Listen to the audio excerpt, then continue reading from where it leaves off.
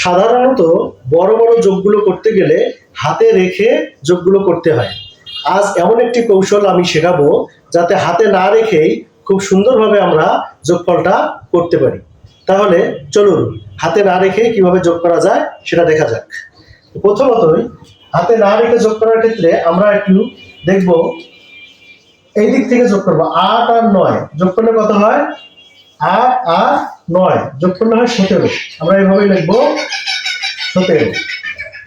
তারপরে 8 আর 9 আবার যোগ করলে কত হয়? 17। আবার আমরা এখানে লিখবো 1 আর এর নিচে লিখবো কত? 7, 17। আবার 9 আর 7 কত হয়? 16। তাহলে এখানে লিখবো 1 আর এখানে লিখবো 6, তাহলে 16 হয়ে গেল।